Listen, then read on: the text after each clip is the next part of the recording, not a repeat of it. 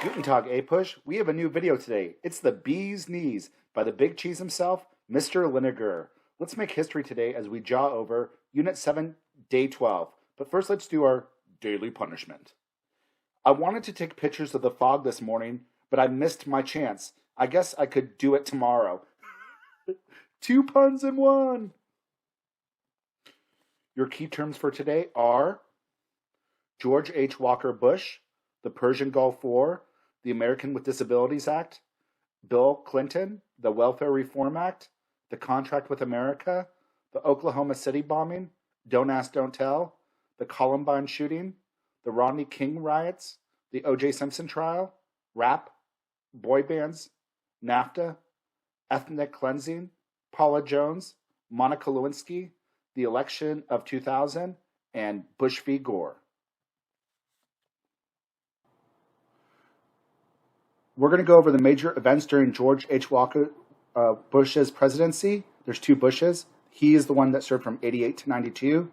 We'll talk about the major domestic and foreign policy events during Bill Clinton's presidency, 1992 to 2000. And we'll talk about scandals of Bill Clinton's presidency and the impact on the election of 2000. So let's talk about George H. Walker Bush. George H. Walker Bush is going to be elected as president. He was the vice president for Ronald Reagan. He'll be elected president in 1988 over Mike Dukakis. He's going to promise not to raise taxes, but he will anyway. He will struggle with a weak economy. America will go through a recession. He's not as popular as Reagan. He's a little bit more moderate. Congress will pass the American with Disabilities Act, which provides legal aid for people with disabilities, like aid for people with disabilities in school, like IEPs. They have to have like public buildings have to have like walk ramps built and stuff like that. Like the handicap signs, stuff like that for people with disabilities. Under under Bush, he will invade Panama to overthrow Noriega. Noriega was a dictator that we had supported before because he was anti-communist. But Noriega was also one of the big people that was using his country to smuggle drugs. He was a previous ally. Bush will invade them to try to capture Noriega and put him on trial. There will be a short war under George Bush. This is going to be called the Persian Gulf War. Saddam Hussein was a leader of Iraq. He was a dictator. We had previously supported Saddam Hussein before.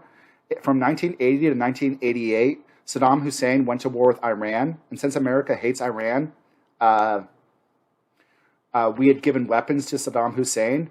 He then used those weapons to kill his own people. Saddam Hussein probably thought that the Americans wouldn't do anything if he invaded a small country, Kuwait. Kuwait had a lot of oil, though. So America is going to get a whole alliance of countries to invade Kuwait and to kick Saddam Hussein out of Kuwait. However, once we kick Saddam Hussein out, Bush is not going to try to invade Iraq to overthrow Saddam Hussein. He's going to leave him there. He doesn't think it's worth it to invade the country and kick him out. His son, George W. Bush, will think this is a mistake later on. So Hussein's kicked out of Kuwait, but he still is leader of his country. The Persian Gulf War was very popular at first, but it didn't significantly improve his popularity. So, and here's the Persian Gulf War. What's going to happen in the election of 1992 is the Democrats will nominate William J. Clinton, Bill Clinton. He was the Attorney General at the age of 30. He was a governor by the age of 32 in Arkansas. He'll chair the National Governors Association in the late 80s. He was a centrist or a moderate Democrat. He'll seek the Democratic Party nomination in 1992. He's going to push for middle-class tax cuts and a national healthcare system. He'll rely on his wife to create the proposal for the healthcare system, Hillary Clinton. There's going to be a 3-way race between Bill Clinton. The Republicans will nominate George H. Walker Bush again. And there'll be an independent candidate, H. Ross Perot. Clinton will win with 370 electoral votes. Bush will get 168. Clinton will actually have less than 50% of the popular vote. Perot will actually win 19% of the vote, but will not win any states. Here's a young Bill Clinton with his wife, Hillary Clinton. So here are some of the big things that Clinton promised. What did he do about the budget deficit? He campaigned to promise to reduce taxes for the middle class, but citing budget deficits, he's going to raise taxes, which is going to make people furious. He wanted to create a universal healthcare system. Healthcare costs were rising. A lot of the other developed world have universal healthcare. Tens of millions of Americans had little or no health insurance. Hillary Clinton will head a special task force, which will propose a government-sponsored program of healthcare. The plan will be debated for months and will be defeated after months of debate. So this will not happen. Here's Hillary Clinton before Congress. So, Clinton failed to deliver on his campaign promises, such as tax cuts. There's going to be a lot of discontent and a lot of anger. This is going to contribute to a major Republican victory in the midterm election of 1994. The Republicans are going to campaign on a document called the Contract with America. The Contract with America is going to promise to have a balanced budget. They want to fight crime and tax cuts. A lot of the Republicans that are elected signed the Contract with America. The person that really leads this effort is the Speaker of the House for the Republicans, Newt Gingrich. The Republicans will gain 54 seats in the House and 8 seats in the Senate. This will give them control over both houses of Congress, which is the first time since before the Great Depression. Here's Newt Gingrich showing his contract with America. The Contract with America called for changes to the welfare system. Republicans complained that welfare was being abused by poor people. Some people purposely did not keep a job so they could just get a check. There was all this story that Reagan would say about this one woman that had 7 different welfare checks. Clinton's going to propose his own welfare reform plan to try to make it a little bit less harsh. Congress will adopt Clinton's plan and pass the Welfare Reform Act. It's going to limit the amount of time people could receive benefits and welfare. It's going to require most people to find work within 2 years of getting benefits. Sometimes it's called workfare, so they actually have to get work. They can't just get money can't get money. Congress will approve this plan. But honestly, remember, Clinton's a moderate. This is not a thing a Democrat would usually do. This is less government. This is the Welfare Reform Act. During this time, the military will institute a policy called Don't Ask, Don't Tell. This was meant to be liberal for the time, but what it basically said is gay men and women could serve in the army as long as they don't speak about their sexual orientation. So before, they actually did throw out gays from the army if they found out they were gay. But for the most part, the army's going to look the other way now and not do anything as long as they don't explicitly say it. What's going to happen, though, this is going to be a pretty bad policy. The Army will find out about some people being homosexual, and they will dishonorably discharge them. And President Obama will get rid of this. Let's talk about Columbine. Columbine is the first major school shooting. It seems like we have school shootings all the time now. The first really big school shooting that was highly covered in the news was Columbine High School, which is in Colorado. It happened April 20th, 1999. Eric Harris and Dylan Klebold are going to kill 12 students and 1 teacher. This is going to provoke a national debate regarding gun control laws, gun violence involving youth. It's going to go a debate over high school cliques. These kids were bullied. It doesn't make it justify what they did, but they were bullied. Subcultures. They were called the Trench Coat Mafia. Bullying and interventions. Some people blamed video games for this. This is when Grand Theft Auto 1 came out. They're oh, it's because of video games they shot up everybody. Movies, it's because there's violent movies. There's going to be increased emphasis on school security after this. All right. In 1992, 4 police officers are going to be found not guilty for beating an African-American man. His name was Rodney King. He was beat, he was really beat for no reason, but they found him not guilty. There was already a lot of tension in Los Angeles going on. There was a lot of mistrust towards the police. There's a lot of urban decay in Los Angeles as white flight happens. There's de facto segregation, which we've talked about before. And this is going to cause the Rodney King riots or the LA riots of 1992. And there's going to be some more riots in Los Angeles. One of the trials that captured the imagination of people was O.J. Simpson. O.J. Simpson was accused of murdering his ex-wife. His ex-wife, Nicole Brown, and her current boyfriend, Ron Goldman. O.J. Simpson was a famous football player for the Buffalo Bills, one of the greatest running backs in American history. He was tried. It was a publicly televised trial. They did find his gloves with blood on them, DNA. Part of the problem was that there was tapes that showed the cops that arrested OJ. They said the N-word and they were racist. But like DNA is not something you can really plant. There was a lot of evidence against OJ, but the jury did find him not guilty. At the end of the day, they found him not guilty. 85% of African Americans agreed that he was not guilty. 34% of whites are going to agree that he was not guilty, where most of them think he was guilty. This trial really kind of divided the country racially. After this, there's going to be a million-man march on Washington. The Million Man March was created by Louis Farrakhan, who is a leader of the Nation of Islam, who's super anti-Semitic. But it was the Million Man March was actually a good thing. It was for African American rights. Showed the problems African Americans are facing with urban exploitation, urban decay, police brutality and stuff. 500,000 people marched in this. This trial right here, it was big time in the news. Culture starts to change. Rap started in Harlem, New York in the late 80s, 90s. You had NWA, Will Smith, Baby Scott Bank, I cannot lie, the other brothers can't deny. I forgot who did that. But rap is going to become more predominant in culture during this time.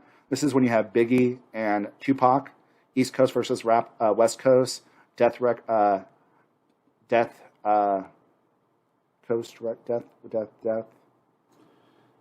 It was all tied to Blood versus Crips. You have the East Coast Records, which was Bad Boy Records with Mace, Puff Daddy, Notorious B.I.G. In the West Coast, you had Snoop Dogg, Tupac Shakur, Jay-Z, and Death Row Records. Tupac will be killed, and then later on, Biggie will be killed. The internet is going to emerge as a major means of communication, and it's going to really unite the country. One of the first types of internet service will be AOL. They also created an instant messaging service called AIM. I remember that.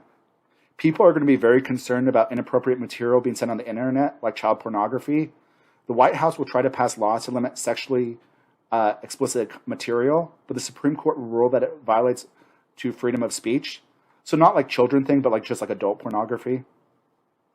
Boy bands will become a big thing in the late 90s. You have boy bands like NSYNC, Backstreet Boys. One of the first computers. That's what I had. That is Backstreet Boys. There is going to be terrorism during this time. Terrorists are going to explode a bomb in Oklahoma City. It's going to kill 168 people. Timothy McVeigh and Terry Nichols will be convicted of the crime. They were far-right people. They were anti-government, racist, white people. In Yugoslavia, Yugoslavia is going to break up into many countries in the 1990s. It goes through balkanization. So you see Yugoslavia. This all used to be Yugoslavia, but now it's breaking up into all these smaller countries. Right here. There's going to be violence formed from the new countries in the breakup of Yugoslavia. Clinton will try to broker the Dayton Accords, which would have ended fighting in Bosnia and Herzegovina. He's going to urge NATO to act against Serbia. The Serb army was going through regions of Kosovo and doing ethnic cleansing. They were kicking out all the non-Serbs there and forcing them out. In some instances, they were raping and killing. Eventually, America will send bombers there and will do bombing missions against the Serbs that were doing the ethnic cleansing. The Serbs, one of the big groups the Serbs attacked during this time was the Muslims. Some people, yeah. Bill Clinton will do NAFTA. NAFTA was a free trade agreement between America, Mexico, and Canada. It becomes a free trade zone. Critics thought that NAFTA would cost American jobs. Proponents believed that increasing trade would help the economy. Clinton also helped to create the WTO, the World Trade Organization, which is an international organization that supports free trade. Kind of unique. At this time, the whole view of tariffs have kind of changed. Democrats are pro-union, and tariffs help unions out, keep their jobs. So a lot of times, Democrats now support more tariffs. Clinton was one of the first Democrats to be free trade. Republicans used to be super protective and against tariffs. But ever since around like the 1970s, 1980s, the Republicans have been very pro-business. We don't need the extra revenue from tariffs. Businesses can make money overseas. So Republicans have been always very free trade. Except for Donald Trump was not. There was some big scandals in Bill Clinton's presidency. There was the Paula Jones sexual harassment case. She sued Clinton for sexual harassment when he was governor of Arkansas, and she was a state employee. Information emerged that Clinton had an improper relationship with another intern, Monica Lewinsky. That's part of this thing right here. So that was Paula Jones, this thing, and here's Monica Lewinsky. People got information that Clinton had a relationship with his intern, Monica Lewinsky. She performed oral sex for him. She was his aide and intern, so it's a super violation of trust. That's a super violation of a position of power. It's completely wrong. It's horrible. What happened was Monica Lewinsky told her friend about it, Linda Tripp, and she told her that she actually had a dress that had Bill Clinton's semen on it that she kept. Clinton's going to go under oath, and he's going to say he did not have sex with Monica Lewinsky. Eventually, Lewinsky's going to have to go under oath because Linda Tripp will tell the Republicans. Lewinsky is going to give over the dress because she has no real choice. They will match it with Clinton's DNA. Clinton's whole argument was he didn't actually have actual sex. It depends on what your definition of is. The House of Representatives is going to try to impeach Bill Clinton there. They will actually impeach him, but the Senate will not convict him. They don't have the 2/3 majority. So there's been some recent impeachments. We had Richard Nixon, we had Bill Clinton, and we had Donald Trump. And none of those got the 2/3 majority in the Senate. Here's Bill Clinton and Monica Lewinsky. Here's the blue dress. All right, last thing, kiddos. In the election of 2000, the Republicans are going to nominate the governor of Texas, George W. Bush. The Democrats will nominate the vice president, environmental activist, Al Gore. The election was very, very close. The Green Party, which is a very liberal party, nominated Ralph Nader. He got about 5% of the vote. If Nader had not run, the Democrats would have run the election. It all comes down to Florida. Whoever wins Florida wins the election. Gore won the popular vote, but remember, we base it off electoral colleges. After they did Florida, Bush won by 300 votes. They're going to do a recount in Florida. There was a lot of confusion in Florida because thousands of ballots had gone uncounted. Many ballots were rejected by the machines because the voters had made mistakes. Some of them had not been pushed in all the way. It's the whole hanging chad. Here's what a hanging chad is right here. You see like there's a hole right here, and like sometimes there's still a little paper attached to it, so that doesn't count technically. And like it was really hard to see where the vote actually went to. So there's all these votes that like we couldn't really determine who they went to and who actually won the thing. Eventually, after doing recounting for a couple of weeks and still having no president, the Republicans will sue to the Supreme Court. This is going to go to Bush v. Gore. In Bush v. Gore, the Supreme Court will decide. They will overturn the Florida Supreme Court decision, and they will stop the recount. After they stop the recount, Bush was winning. Bush is going to become the president. Some people said that Bush kind of stole the election, blah, blah, blah, whatever. because like a lot of the people that were in the Supreme Court were appointed by his dad, George H. Walker Bush, and Ronald Reagan. Here's the hanging Chad. Here's the election of 2000. Super close. This is the first election I really paid attention to. All right, kiddos, that's all I have for you for today. Until next time, deuces, deuces, deuces, yeah.